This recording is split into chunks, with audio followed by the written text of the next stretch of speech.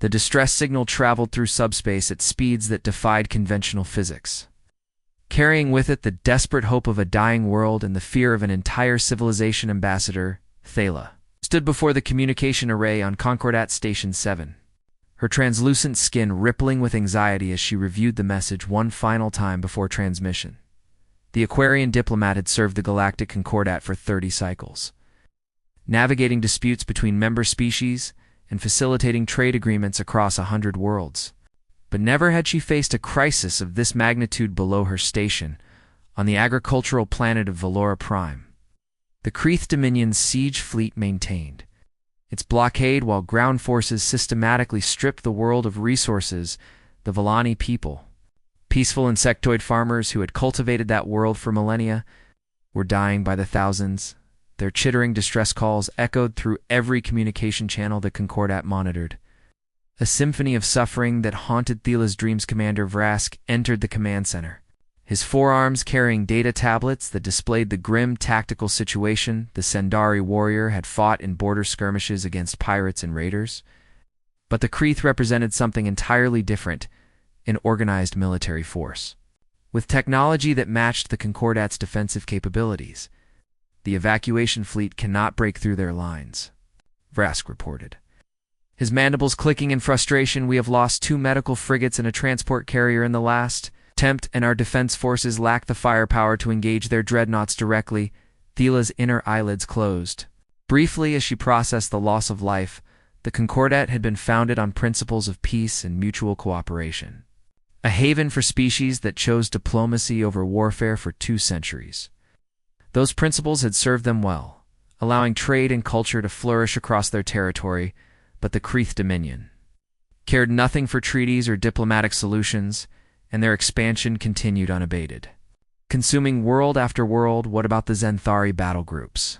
Thala asked, referring to one of the few Concordat species that maintained a standing military. Vrask's expression darkened, and he tapped one of his tablets to display force deployments already engaged on 3 other fronts, and the Kreeth seemed to have timed their attacks to stretch our resources thin across the entire outer rim. The strategy was brutally effective by attacking multiple systems simultaneously. The Dominion ensured that Concordat forces could not concentrate their strength. It was the military doctrine of a species that understood warfare at a level most Concordat members had never needed to. Considate moved to the observation window, staring out at the stars that represented countless inhabited worlds, each one a potential target for Kreeth expansion. Somewhere out there among those distant points of light were species the Concordat had not yet encountered, civilizations that might possess the strength they've desperately needed. Show me the new contact reports, she said quietly. Vrask brought up a holographic display showing recent first contact signals detected by long-range Erasmus. Were automated greetings from species just achieving faster than light travel, the equivalent of children announcing their presence to the galaxy. One signal stood out among the others, originated from a yellow star system in an unexplored spiral arm, carrying mathematical proofs and basic scientific principles encoded in a format that suggested technological sophistication. The beings called themselves humans, and their transmission indicated they had only recently developed practical FTL drives. This one, Thala said, pointing to the human signal, and Vrask's compound eyes widened in surprise. Ambassador, they're barely a tier to civilization by our classifications, and their transmission suggests they have no knowledge of galactic politics or existing power structures. Exactly, Thala replied, her mind racing through possibilities, which means they have no treaties with the Kreeth, no political entanglements that would prevent them from responding to a distress call. Vrask set down his tablets, 4 arms crossing. In a gesture of deep concern, you cannot be serious, and we know nothing about their military capabilities or their cultural attitudes toward warfare. We know they achieved FTL travel independently, which requires both advanced physics and significant industrial capacity, Thala countered. We know they are actively seeking contact with other species, which suggests at minimum a willingness to engage diplomatically. She turned from the window to face her military advisor directly, and we know that every hour we delay, more Valani die, and the Concordat's member species lose faith in our ability to protect them. The weight of those words hung in the air between them. Vrask uncrossed his arms slowly, recognizing the impossible position they faced. "What do you propose?" Returned to the communication array and began composing a message.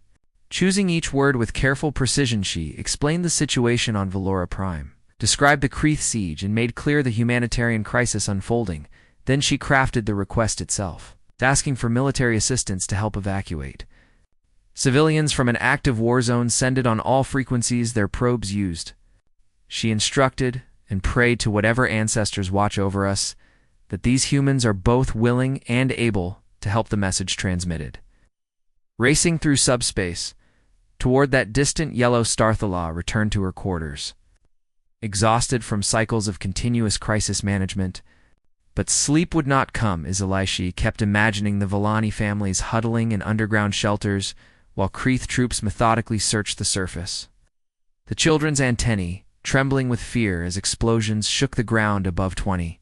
Hours passed before the response. Vethela was in the command center reviewing supply logistics when the communication officer signaled an incoming transmission from human space. Her hearts accelerated as she authorized playback.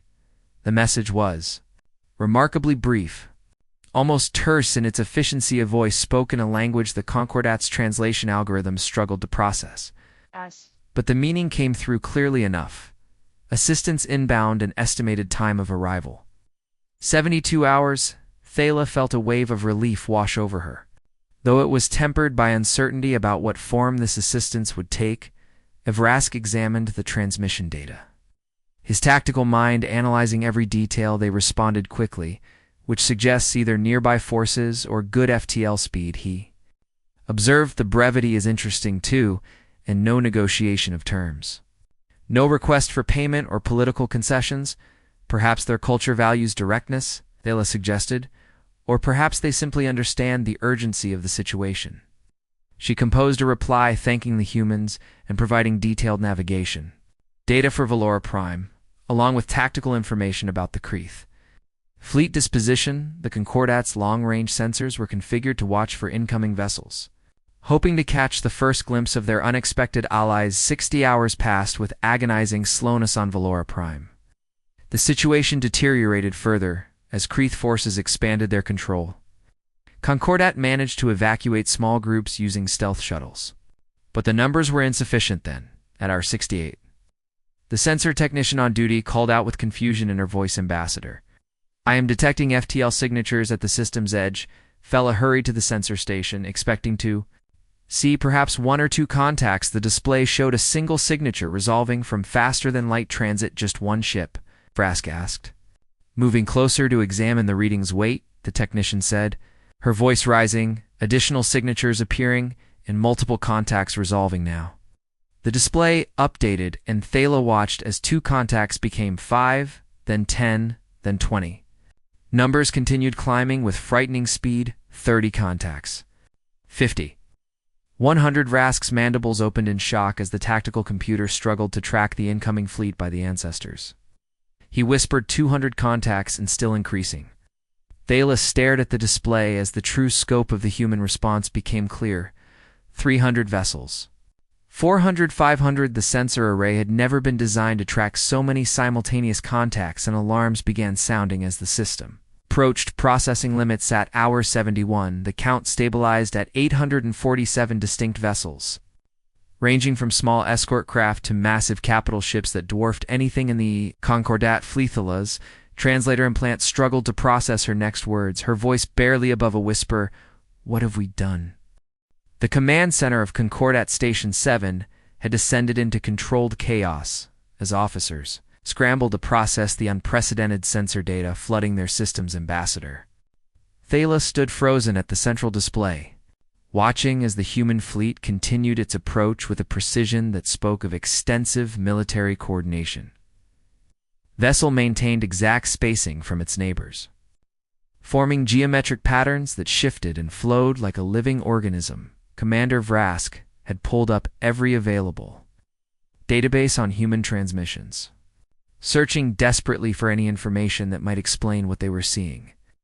Their initial contact package mentioned they were a relatively young spacefaring species, he said. all four hands moving rapidly across multiple interfaces less than a decade since their first successful FTL test and maybe 30 years of sustained space infrastructure development. Then how in the name of the Concordat do they field a fleet larger than our entire navy? Demanded Captain Sarath. The station's defensive coordinator, the leonine officer's fur stood on end. A biological response to extreme stress, Phila forced herself to think past her shock and assess the situation tactically. Pull up the composition analysis. She ordered. A junior officer complied, and the display reorganized to show the fleet broken down by vessel classifications. 3 distinct groups of ships clustered around massive carriers, each carrier accompanied by dozens of smaller craft that presumably served as fighters or bombers. 2 additional formations centered on vessels even larger than the carriers, their energy signatures suggesting truly staggering power generation capabilities. Support vessels, tankers, supply ships, mobile repair platforms formed a logistics train that stretched across millions of kilometers. In there were troop transports, lots of them, massive boxes of metal and composite materials that, according to the scans, contained life support systems scaled for thousands of individuals per ship. They brought an invasion force, Vrask said quietly. Not a rescue mission or a defensive deployment. This is a full military expedition. Thela's minds raced through the implications. Had she inadvertently invited a new conqueror to Concordat space? Would the humans prove worse than the Kreeth, seeing weakness and opportunity where she had hoped for allies? Her hands trembled as she reached for the communication controls. Open a channel to the fleet flagship. She commanded. The communication officer worked quickly, isolating the strongest command signal from the approaching armada. After a moment, the officer nodded, and Thela took a steadying breath. This is Ambassador Thela of the Galactic Concordat. Speaking from Station 7, she began, keeping her voice as calm as possible. We thank you for responding to our distress call, but we must confess surprise at the scale of your deployment, and we had hoped for a smaller contingent, perhaps suitable for escort and evacuation support. The response came quickly, with minimal delay. Despite the distance still separating the fleet from the Station A, holographic image materialized above the communication array, showing a human for the first time. Fleet Admiral Chen appeared as a being of average height by Concordat standards, with dark hair graying at the temples and eyes that suggested both intelligence and considerable life experience. Though human wore a dark blue uniform with insignia that presumably denoted rank and authority. Ambassador Thela, Admiral Chen said, his voice carrying a warm but professional tone. I am Fleet Admiral Marcus Chen, commanding Battle Group Orion of the Terran Expeditionary Force, and we received your distress call regarding hostile forces besieging Valora Prime and preventing civilian evacuation. He paused, seeming to study Thela through the holographic connection. You seem concerned about our numbers, and may I ask what size force you were expecting? Thela chose her words carefully, aware that this first exchange would shape everything that followed. Admiral, our initial hope was for perhaps 1 or 2 vessels with experienced personnel who might assist in breaking the blockade, and a small contingent of soldiers trained in evacuation protocols. Something flickered across Admiral Chen's face, not quite amusement, but perhaps recognition of a fundamental misunderstanding. Ambassador, you sent a distress call reporting an active military siege against a civilian population, and you requested military assistance against hostile forces preventing humanitarian evacuation. He leaned forward slightly in his command chair. Humanity's military doctrine is straightforward. When we commit forces to an operation, we commit sufficient force to accomplish the mission with minimal casualties on all sides, and that includes our personnel, allied forces, and even enemy combatants, when possible. Vrask had moved closer to listen to the exchange, and his tactical mind immediately grasped the implications. You are saying this is your standard response protocol? The Sundari commander asked. Admiral Chen's gaze shifted to Vrask, and he nodded. Commander, I assume? Yes, this represents our graduated response to a humanitarian crisis in contested space, and we have 3 carrier groups for fleet operations in air superiority, 2 dreadnought divisions for fire support and strategic deterrence, a marine expeditionary force of 50,000 for ground operations if needed, and full logistics support for extended operations. The numbers hit the Concordat officers like physical blows. 50,000 soldiers. The entire Concordat military across all member species totaled perhaps twice that number. I understand your concern, Chen continued, his tone gentler now, but consider this from our perspective. You contacted an unknown species and reported that civilians were dying while hostile forces prevented rescue, and you asked for help. He gestured off-screen, presumably toward his fleet. We don't know the Cretan, we don't know their capabilities or their willingness to negotiate. And we don't know if they have reinforcements nearby or what their rules of engagement might be, so we've prepared for the worst-case scenario, Thala said slowly, beginning to understand exactly. Chen confirmed it's better to arrive with overwhelming force and not need it than to arrive undermanned and watch people die because we were unprepared. And if the situation allows for diplomatic resolution, we have the strength to negotiate from a position where the Creeth will take us seriously, he smiled slightly. Though there was steel beneath the expression, and if diplomacy fails, we have the capability to ensure every single Villani civilian gets evacuated safely. Regardless of what the Creeth try to do about it, Thala felt her initial fear beginning to transform into something else, hope, perhaps, mixed with awe at the casual confidence with which this human admiral discussed operations that would strain the Concordat's entire military infrastructure. Admiral, I must ask, how long has your species been developing these military capabilities? Chen considered the question carefully. Our species has been waging war against itself for our entire recorded history, said, a note of sadness entering his voice. We've had organized armies for thousands of years, and we've studied strategy and tactics since before we had written language, and we've developed weapons of terrifying efficiency, and then developed even more terrible weapons to counter them. His expression hardened. About 80 years ago, we nearly destroyed ourselves in a global conflict that killed hundreds of millions, and that experience taught us some hard lessons about the cost of being unprepared and the price of half measures. Since then, our military doctrine has emphasized three principles: overwhelming force, decisive action, and protection of civilian life. And when we achieved FTL capability, we assumed our first contact might be hostile. So we prepared accordingly. Vrask studied the human admiral with newfound respect. You built a military force capable of interstellar warfare before ever encountering another species? Commander, we built 3 separate military forces capable of interstellar warfare. Chen corrected. Battle Group Orion is one of 7 such formations currently active, and we have another 15 in various stages of readiness. The sheer industrial capacity, those numbers represented staggered Thela's imagination. Humanity had achieved in decades what the Concordat had struggled to build over centuries. We are transmitting current tactical data on the Creeth positions, Thala said, making a decision if you are willing to proceed. We will provide any support our forces can offer. Admiral Chen nodded, his demeanor shifting to pure professional focus. Appreciated, Ambassador, and will take up position at the system's edge and begin reconnaissance operations, and my staff will coordinate with your tactical officers to plan the evacuation. He paused, then added with quiet intensity, and Ambassador, we didn't travel across the galaxy to watch people die, and those civilians will be safe within 72 hours. One way or another, the communication ended, leaving Thala and her staff in stunned silence. Finally, Captain Saroth spoke, his voice filled with wonder. I think we just made contact with a species that treats war the way we treat trade negotiations, as a problem to be solved through superior resources and planning.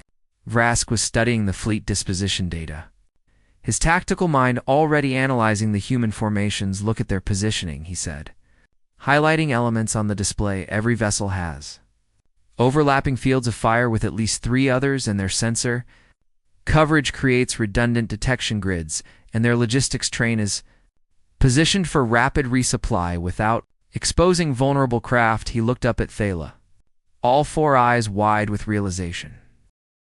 The human fleet settled into position at the edge of the Valora Prime system with a coordination that spoke of countless hours of practice and drill aboard the Creeth flagship Dominion's Fist. War Master Krovik observed the newcomers with a mixture of curiosity and contempt. The insectoid commander had led successful campaigns against 17 different species, each one falling before the might of the Dominion with predictable efficiencies. Intelligence officers scrambled to identify the unknown vessels. Their sensors mapping the formations and attempting to classify capabilities, these ships match no known Concordat designs, reported Subcommander Thrix. Her antennae twitching with agitation. Energy signatures are unusual high-output reactors paired with what appear to be kinetic weapon systems rather than standard energy batteries. Krovic chittered in amusement. Mandibles clicking together in the Kreeth equivalent of laughter, the Concordat must have hired mercenaries. He decided some unknown species desperate, enough to take their credits, and foolish, enough to think numbers alone will intimidate the Dominion. He had seen this pattern before, species that relied on fleet size rather than tactical doctrine, throwing ships at problems until either the problem went away or their treasuries emptied. The Dominion's forces were leaner, meaner, and led by commanders who understood that discipline and firepower trumped raw numbers. Maintain the blockade, Krovic ordered if they approach within weapons range. We'll teach them the price of interfering in Dominion operations on Concordat Station 7. Ambassador Thala watched the human fleet through the higher resolution sensors. Still struggling to comprehend the scale of the response, her distress call had generated. Admiral Chen had established a command conference linking his flagship, the station, and the Concordat's military coordinators. The holographic display showed the tactical situation in 3 dimensions. With Valora Prime at the center, the Kreeth blockade in close orbit, and the human fleet positioned at a comfortable distance, our reconnaissance drones have completed their initial survey, Admiral Chen reported, his calm demeanor unchanged despite commanding the largest fleet Thala had ever seen. Kreeth forces consist of 12 heavy cruisers, 43 lighter vessels, and what appear to be 6 troop carriers, currently offloading personnel, planetside. Commander Vrask studied the data with professional interest, noting how the human analysis provided detail far beyond what Concordat sensors had managed. Your drone systems are quite sophisticated, he observed. Chun smiled slightly and said, "We take reconnaissance seriously, Commander, and you can't plan effective operations without accurate intelligence." He highlighted several areas on the tactical display we'll approach in 3 phases, and Phase 1 involves establishing a defensive perimeter around the evacuation zones. In Phase 2, begin civilian extraction using our assault shuttles, which are armored and shielded for operation in contested environments. And Phase 3 provides cover for Concordat transports to move the evacuated civilians to safety. The Kreeth will not simply allow this, Thala warned. They've refused every diplomatic overture and attacked our medical ships without provocation, which is why we brought sufficient force to make their cooperation optional, Chen replied. His tone remained professional, but there was an edge of steel beneath the words. If they interfered with evacuation operations, we will neutralize their ability to do so. Thala appreciated the directness even as the implications worried her. Admiral, the Concordat does not wish to start a war with the Kreeth Dominion, and we seek only to protect the Vellani civilians. Chen nodded understanding and said, "Ambassador, we're not here to conquer territory or impose our will on sovereign species, and we're here because you asked for help saving lives." He pulled up additional data showing detailed evacuation plans, medical support protocols, and logistics for handling potentially millions of refugees. However, we will not allow threats to civilian safety or to our personnel, and if the Kreeth want to avoid conflict, all they need to do is stay out of our way and let us complete the humanitarian mission. The briefing continued for another hour, with human officers displaying a level of planning detail that impressed even Vrask's professional military mind. They had contingencies for contingencies, backup systems for backup systems, and had apparently wargamed dozens of possible scenarios before ever leaving human space. Finally, Admiral Chen gave the order to advance. The human fleet began moving inward toward Valora Prime, and Thala watched as 847 vessels shifted formation with balletic precision. The carriers moved to central positions while smaller craft spread out to provide screening and sensor coverage. The massive dreadnoughts maintained overwatch positions, their weapon systems clearly visible even at this range on the Dominion's fist. Krovik watched the approaching armada with growing unease. They're not stopping. Thrick's reported formation suggests they intend to establish orbital positions around the planet. Kravik's mandibles ground together in frustration, and he had expected the mercenaries to posture and threaten, perhaps even demand payment for their services instead. They advanced with the steady confidence of a species that expected compliance. Open a channel, he ordered when the communication link established. Krovik found himself facing a human on the holographic display. Fleet Admiral Chen. According to the translation protocols, unknown species, Krovik began, his voice resonating with the authority of countless victories. You have entered territory claimed by the Kreeth, Dominion, and you will withdraw immediately or face the consequences. Chen's expression didn't change, remaining calm and almost conversational as he replied, War Master Krovik, I presume. I am Fleet Admiral Marcus Chen of the Terran Expeditionary Force, and we are responding to a humanitarian crisis and intend to evacuate civilian populations from Valora Prime. This world is under Dominion authority. Krovik insisted no evacuation will be permitted, and you will withdraw beyond the system's edge or be destroyed.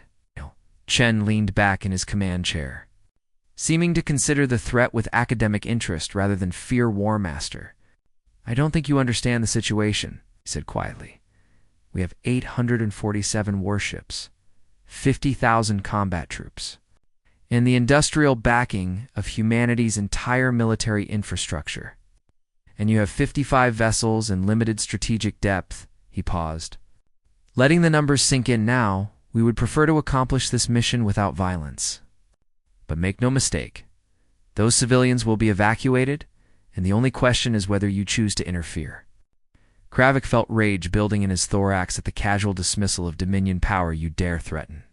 I'm not threatening anyone, Chen interrupted, his voice still perfectly calm. I'm stating operational facts, and my mission is civilian evacuation, and I have orders to complete that mission, using whatever force proves necessary. The human admiral gestured off-screen, and the tactical display updated to show new data-detailed scans of every Kreeth vessel, highlighting weapon systems, shield generators, reactor signatures, and structural weak points. We've analyzed your fleet composition and capabilities.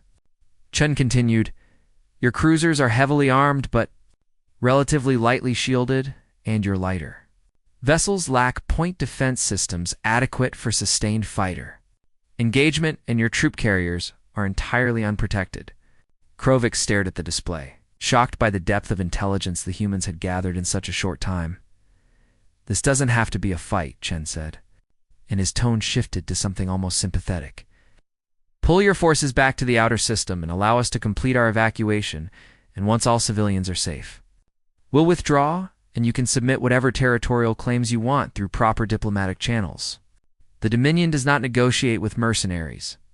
Krovik snarled. Chen's expression hardened, and the sympathy vanished, replaced by something cold and unyielding. War Master, I want to be absolutely clear about something. We are not mercenaries, and we don't fight for money or territorial gain, and we're here because innocent people are dying and someone asked for help. He leaned forward, his eyes locked on Kravik's image that makes this personal, and humanity takes a very dim view of those who threaten civilian populations. And so, I'll ask you one final time. Will you withdraw and allow the evacuation to proceed peacefully? Kravik found himself facing a decision point. He hadn't anticipated the unknown species. These humans showed none of the hesitation or uncertainty he'd come to expect from Concordat. Forces they spoke with absolute confidence, backed by overwhelming numerical superiority and apparently sophisticated tactical doctrine. But the Dominion had built its empire on the principle that showing weakness invited conquest. He withdrew now. Other species would see it as a sign that the Kreeth could be intimidated. His warriors would question his leadership, and his superiors would demand explanations. Pride and strategic calculation warred within him, and pride won. The Kreeth Dominion bows to no one, Kravik declared. If you want this world, you'll have to take it from us. He cut the communication channel and turned to his tactical officers. All vessels to battle stations, and prepare to engage the moment they enter weapons range, and will show these arrogant mammals what happens when they challenge the Dominion. The space above Valora Prime transformed from a quiet blockade into a battlefield in the span of moments. Though calling it a battle would prove generous to the Crethworm Master, Grovik watched his tactical display as the human fleet split into coordinated task forces, each group moving with precision that spoke of extensive training and sophistication. Command, control systems, all vessels. Open fire, he commanded the Kreeth Heavy. Cruisers unleashed their primary weapons, particle beams and plasma. Torpedoes that had shattered Concordat defense. Platforms in previous engagements. The weapons crossed the distance at near-light speeds, targeting the lead human vessels with concentrated firepower that should have overwhelmed any. Defensive systems should have the human ships deploy defensive screens that made the Kreeth weapons simply vanish, absorbed into shimmering barriers of energy that barely flickered under the assault point defense systems activated, tracking and destroying incoming torpedoes with precision that seemed almost contemptuous, impossible. Thrix breathed from her station. No shield should be that effective against focused fire. Kravik's mandibles ground together as he watched his opening. Salvo accomplished exactly nothing. The human vessels hadn't even slowed their advance. Then the humans returned fire. And Kravik learned the difference between warfare as the Dominion practiced it and warfare as humanity had perfected. The dreadnoughts fired first, and they didn't use energy weapons instead.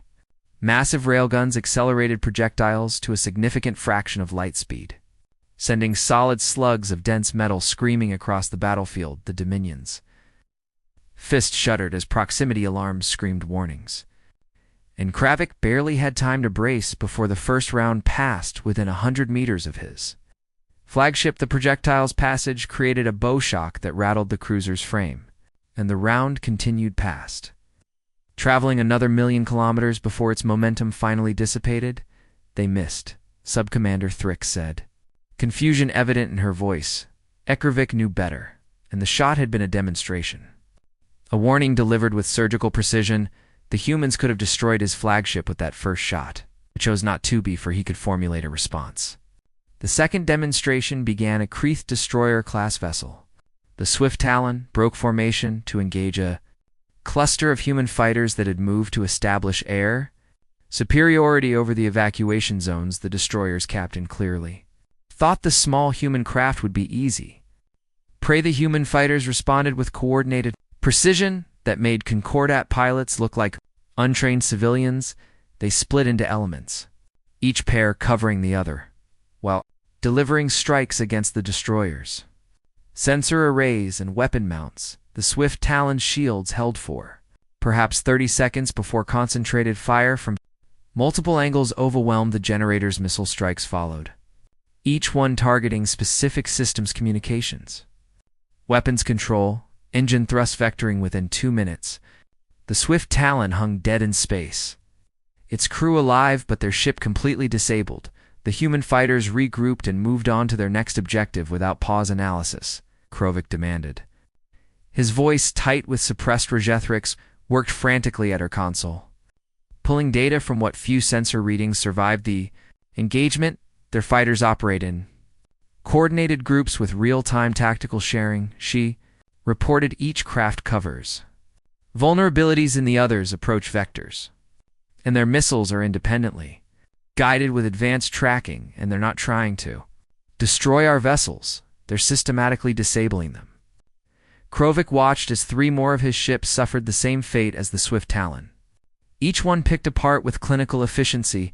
The humans weren't fighting with rage or bloodlust, but with the cold precision of surgeons removing diseased tissue. In Concordat, Station 7, Ambassador Thala watched the engagement with growing astonishment. They're disabling the Kreeth fleet without destroying them, she observed. Commander Vrask nodded, his tactical mind analyzing every move the humans made. Look at their targeting priorities, he said, highlighting elements on the display. They're hitting weapon systems first, then propulsion, then communications, and they're leaving life support and crew sections completely untouched. Captain Saroth had joined them in the command center, his leonine features showing amazement. They're fighting a battle while simultaneously minimizing casualties. He said, I've never seen anything like it below the orbital battle. Human assault shuttles, began their descent to Valora Prime's surface. These were not the lightly armored transports the Concordat used, but heavily shielded craft designed to operate in contested, violent Skreth ground forces attempted to intercept the shuttles with anti-aircraft fire, only to watch their weapons bounce harmlessly off military-grade shielding. Shuttles landed in coordinated patterns around Volani population centers, and their ramps dropped to reveal human marines in powered armor. The soldiers moved with speed and purpose, establishing secure perimeters while medics began treating wounded Volani. Civilian squad leaders coordinated with local Volani elders through translation devices, organizing evacuation priorities based on medical need and family groups. The Volani farmer named Chithrax found himself facing a human soldier nearly twice his height. Armor painted in urban camouflage patterns, the Marine knelt down to reduce his intimidating size and spoke through a translator. "Sir, we're here to get you and your family to safety," the translator rendered in Volani, clicking patterns. "How many dependents do you have?" Kithrax's antennae trembled with fear and hope. "My mate and 4 younglings." He chittered back. "One of the younglings is injured." Ceiling collapsed during the bombardment. The Marine's expression, visible through his helmet's transparent faceplate, showed concern. He gestured to a nearby medic, and within moments, the injured Volani child was receiving treatment from a human field doctor who handled the alien physiology with surprising competence. "We studied your biology before deployment," the medic explained to Chithrax as she worked. "Your species has a different respiratory system than ours, but the principles of trauma care are universal, and your youngling will be fine around them." Other families were being loaded onto the shuttles in organized groups. Children clutched personal belongings while adults carried emergency supplies. Human soldiers helped elderly Volani who struggled with mobility, and one Marine was playing a simple game with a frightened child to keep them calm during the loading process. Back in orbit, War Master Krovik faced the bitter reality of his situation. Of his vessels were now disabled, hanging powerless in space, while their crews sat helpless. Human fleet had barely taken any damage, a few scorched hull plates where Kreeth weapons had managed to penetrate shields. "Nothing more, War Master. We cannot win this engagement," Thrick said quietly. "Their technology is superior. Their tactics are superior. Their numbers are overwhelming, and we should withdraw before we lose any more ships." Krovik knew she was right, but his pride refused to accept defeat at the hands of an unknown species. "Launch all remaining assault craft." He ordered, "Target the human landing zones, and if we cannot hold the orbit, we'll deny them the surface." Thrix's antennae flattened against her head in distress. "War Master, that will require weapons, fire in populated areas, and civilian casualties are inevitable. Do it." Krovik snarled from his command chair aboard the Terran flagship. Admiral Chen watched the Kreeth assault craft launch, and he allowed himself a moment of anger at the War Master's decision before his professional training reasserted control. Tactical. "Identify all Kreeth craft heading for population centers," he ordered. "I want point defense solutions for each one." His tactical officer worked quickly, coordinating with the fleet's distributed sensor network solutions. "Locked, Admiral, and we can intercept 97% before they reach the atmosphere, and the remaining 3% can be engaged by surface-based air defense." Chen nodded and gave the order that sealed Kravik's defeat: "Weapons free and eliminate all Kreeth assault craft and no exceptions. Number survivors on those vessels, the human fleet's point defense systems, designed to intercept incoming missiles and fighters, turned their attention to the Kreeth assault craft." What followed could barely be called a battle. The Kreeth pilots never had a chance. Human targeting computers tracked each craft with mechanical precision, and synchronized laser batteries cut them down in deadly crossfire in less than 90 seconds. Every single Kreeth assault craft was destroyed, their crews killed instantly by weapons fire they never even saw coming. Admiral Chen felt no satisfaction in the slaughter, only grim necessity. The Kreeth had chosen to threaten civilians, and that choice carried consequences. "Open a channel to War Master Krovik," he ordered when the connection established. Chen spoke with cold fury barely contained beneath his professional demeanor. "War Master, you just ordered an attack that would have killed thousands of civilians."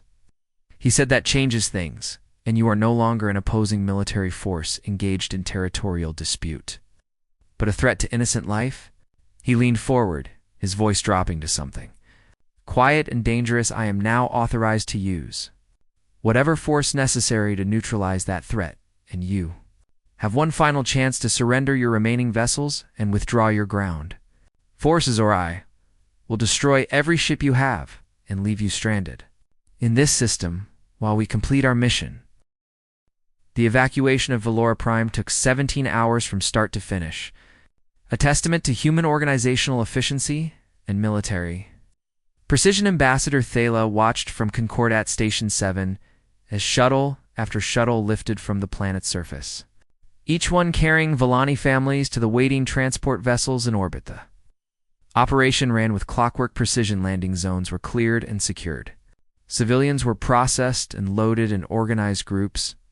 Medical cases received priority treatment, and supplies were distributed to those waiting for transport. What amazed Thala most was the gentleness with which the human soldiers handled their charges. These were warriors who had just disabled an entire hostile fleet. Yet they carried Volani younglings with careful tenderness and helped elderly citizens navigate the unfamiliar shuttle interiors with patient kindness. On the surface, Marine Sergeant Maria Torres knelt beside a Volani child who clutched a small woven basket containing what appeared to be insects of some kind. The child's antennae drooped with sadness, and Torres's translator picked up quiet, chittering sounds. "These are my pets," the child explained. "Mother says we cannot bring them, and there is no room on the shuttle." Torres looked at the basket, then at the child's compound eyes glistening with what she had learned was the Volani equivalent of tears. She made a decision that would have horrified by-the-book logistics officer, but felt absolutely right in the moment. "There's always room for important things," Torres said gently, taking the basket and securing it in her own equipment webbing. "I'll carry them for you, okay? You just hold on to my hand and stay close." The child's antenna perked up with relief and gratitude, tiny manipulator appendages wrapping around Torres's armored glove around them. Similar scenes played out as human Marines improvised solutions to the countless small tragedies of forced evacuation. Family was reunited after being separated during Kreeth raids. An elderly farmer was allowed to bring seeds from his ancestral garden. A scholar's precious books were carefully loaded. Despite weight restrictions, these moments weren't in the operational planning, but they reflected something fundamental about human nature: the ability to see individuals rather than just objectives aboard the Terran flagship. Fleet Admiral Chen reviewed status reports from the evacuation coordinators. The operation was proceeding faster than projected, with civilian cooperation exceeding expectations. Commander Jackson, his executive officer, approached with updated figures. "Sir, we've successfully evacuated 2.3 million civilians so far." Jackson reported projected completion in 6 hours in Concordat. "Transports are standing by to receive refugees for longer-term housing." Chen nodded his approval, then asked the question that mattered most. "Casualties?" "0 among evacuees. 3 minor injuries among our personnel from equipment accidents during loading operations." Jackson answered. "The Kreeth have maintained their withdrawal to the outer system, as agreed." "Good," Chen said, feeling some of the tension leave his shoulders. "Make sure medical teams screen all evacuees for trauma and injuries and coordinate with Concordat Medical Services to ensure continuity of care." He pulled up the tactical display, noting that several disabled Kreeth vessels still floated in orbit. "What's the status of the Kreeth ships we disabled?" Jackson consulted his datapad and said, "Life support is stable on all vessels, and we've offered technical assistance to restore basic propulsion, and they've refused so far."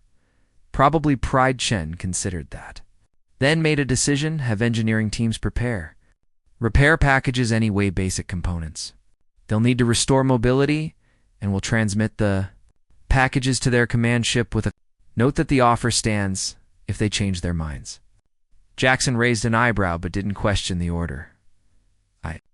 "Sir, and may I ask why we're helping the people who just tried to kill us?" "Because we're not here to make enemies, Commander," Chen replied. "We're here to save lives, and that includes giving defeated opponents a way to retreat with some dignity intact and humiliated enemies come fanatics. But enemies who receive unexpected mercy sometimes become allies on Concordat Station 7. Ambassador Thala received a request from Admiral Chen to meet in person. She agreed immediately. Curious about what the human commander wanted to discuss, now that the crisis was entering its final phase. Meeting took place in the station's diplomatic suite, neutral territory, where representatives of different species could gather without favoring any particular cultural norms. Thala arrived first, followed shortly by Commander Vrask, and then Admiral Chen entered with 2 members of his staff, seeing a human in person rather than through holographic projection. Proved striking. Chen moved with quiet confidence, his presence filling the room not through physical size, but through the weight of competence and authority. Ambassador Commander Chen greeted them with a slight bow that his staff mirrored. "Thank you for meeting with me, Admiral." "The gratitude is ours," Thala replied, gesturing to seats around the central conference table. "Your intervention has saved millions of lives in the Villani. People will remember this debt for generations." Chen settled into a chair clearly designed for beings of different proportions. Adapting without complaint about that, he said carefully, "I want to make sure we're clear on something. Humanity doesn't consider this a debt, and you asked for help. We provided it. And that's the end of the transaction from our perspective." Thala's translator struggled briefly with the concept, and Vrask leaned forward with interest. "You expect no compensation? No territorial concessions or trade advantages?" "Commander, we came here because people were dying, and someone asked for help." Chen replied, "Asking for payment would make us mercenaries. And we're not mercenaries, and we're representatives of a species that believes in helping others when we can." He pulled up a datapad and continued. "That said, we would appreciate opening formal diplomatic relations with the Concordat. And humanity is new to galactic affairs, and we'd benefit from your experience navigating interstellar politics." Thala felt relief wash over her, and this she could understand: mutual exchange of knowledge and diplomatic recognition. "The Concordat would welcome formal relations with humanity," she said, "though I must admit, your military capabilities will likely cause significant discussion among member species." Chen smiled ruefully. "I imagine they will, and we didn't exactly arrive quietly, Admiral. May I ask a question that has been troubling me?" Vrask interjected when Chen nodded. The Sendari commander continued. "Your species achieved faster-than-light travel less than a decade ago, yet you field a military force that rivals or exceeds anything the Concordat has built over centuries. And how is this possible?" Chen considered his answer carefully, clearly aware that his response would shape how the Concordat viewed humanity. "Commander, my species has a complicated history," he began. "We spent most of our existence fighting each other wars over territory, resources, ideology, religion, and any excuse you can imagine. And by the time we achieved nuclear weapons, we developed the capacity to destroy our entire civilization multiple times over." His expression grew somber. "About 80 years ago, we came very close to doing exactly that, and a global conflict killed hundreds of millions and left entire regions uninhabitable, and we looked at what we'd done to ourselves and made a collective decision." "Never again, so you abandoned warfare?" Thala asked. "No," Chen replied. "We became very, very good at it, and we studied our history, learned from our mistakes, and developed doctrines designed to end conflicts quickly with minimal loss of life. And we built military forces capable of overwhelming any threat because we decided that strength was the best deterrent to war." He gestured to encompass the fleet beyond the station. "When we achieved FTL capability, we assumed our first contact with alien life might be hostile. So we prepared accordingly, and we built fleets designed for interstellar warfare, trained personnel in every scenario we could imagine, and developed logistics systems to support extended operations far from home." Vrask absorbed this, his warrior's mind recognizing the sophistication of the thinking. "So you prepared for the worst and hoped for the best?" "Exactly," Chen confirmed. "And when we received your distress call, all that preparation meant we could respond with force sufficient to guarantee mission success." Thala understood now. "And humanity's overwhelming military capability wasn't aggression? It was the product of a species that had learned brutal lessons about the cost of being unprepared. What happens now? She asked. Now we finish the evacuation. Make sure all civilians are safe and accounted for. And then we go home, Chen said simply. We'll leave a diplomatic envoy to begin formal negotiations with the Concordat and work out the details of ongoing relations. He paused, then added, we'd also like to offer military advisory services to help the Concordat develop more robust defense capabilities, and not to make you dependent on us, but to help you defend yourselves more effectively. Commander Vrask's eyes brightened with interest. You would share your tactical knowledge? Within reasonable limits, yes, Chen replied. We're not going to hand over weapons technology or classified information, but we can help with strategic planning, training protocols, and organizational structures, and a strong Concordat serves everyone's interests over the next 6 hours. The last of the Villani civilians lifted off from Valora Prime,